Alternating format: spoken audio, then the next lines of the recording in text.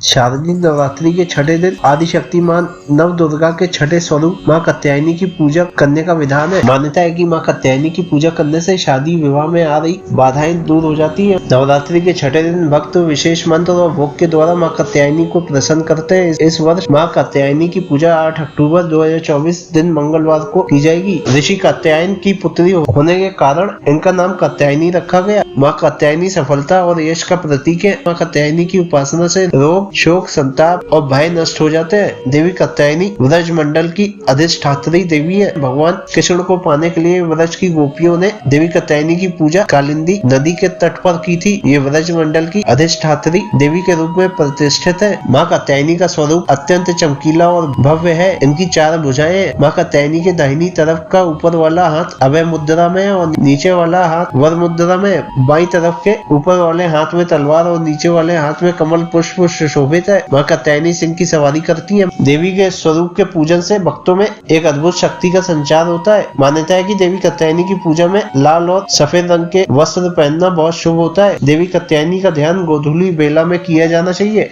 छठे दिन किस विधि से मां कात्यायनी की पूजा की जाती है? मां का प्रिय भोग क्या है? मां की पूजा करने का क्या महत्व है? मां कात्यायनी की कथा क्या है? छठे दिन मां कात्यायनी से जुड़ी समस्त जानकारी जानते हैं। मां कात्यायनी के प्रिय फूल और रंग के अनुसार मां कात्यायनी को पीला और लाल रंग अति प्रिय है। इस वजह से इस दिन समस्त भक्त पूजा करने के दौरान मां कात्यायनी की पूजा लाल या पीले रंग के वस्त्र पहन कर करें। इसके अतिरिक्त मां कात्यायनी को लाल और पीले रंग के पुष्प अर्पित करें। इससे मां कात्यायनी अपने भक्तों पर प्रसन्न होंगी और मां कात्यायनी की कृपा अपने समस्त भक्तों पर बनी रहेगी।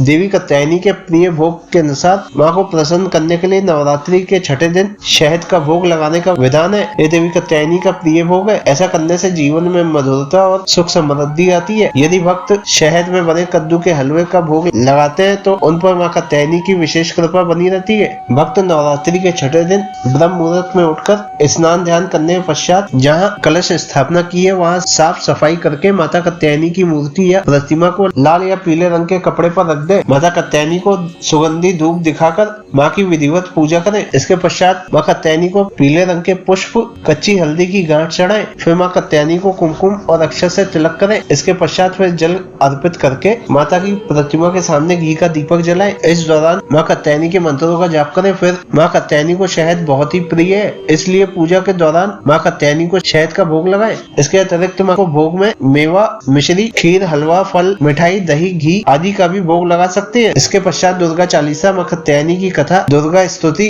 दुर्गा सप्तशती, दुर्गा कवच आदि का पाठ करें। फिर घी के दीपक से मां कात्यायनी की आरती करें। इसके पश्चात मां कात्यायनी से पूजन के दौरान हुई क्षमा याचना मांगने के पश्चात पूजन का समापन करें। मां कात्यायनी की पूजा के महत्व अनुसार मां कात्यायनी की पूजा नवरात्रि के छठे दिन की जाती है, जो नवरात्रि के पावन अवसर में महत्वपूर्ण है। इस दिन की पूजा करने से भगवान शिव ने मां पार्वती को अपनी पत्नी के रूप में प्राप्त किया था। तमाम तरह के रोग, शीघ्र विवाह में आ रही समस्त समस्याएं, वैवाहिक जीवन में खुशहाली और दुश्मनों पर विजय पाने के लिए मां कात्यायनी की पूजा अवश्य करें। मां की पूजा करने भर से मां प्रसन्न हो जाती है। के आशीर्वाद से भक्त को मनचाहे जीवन साथी की प्राप्ति होती है और जिनके विवाह में बाधा आ रही हो तो उनके विवाह की बाधा भी देवी कात्यायनी दूर करती है और जीवन में सुख, समृद्धि, शांति प्रदान करती है और समस्त प्रकार के रोग को दूर करके आरोग्य का वरदान देती है। मान्यता है कि देवी कात्यायनी जिस पर प्रसन्न हो जाए उसे अर्थ, धर्म, काम और मोक्ष की प्राप्ति होती है। देवी भागवत पुराण के अनुसार देवी के स्वरूप की पूजा करने से स्वयं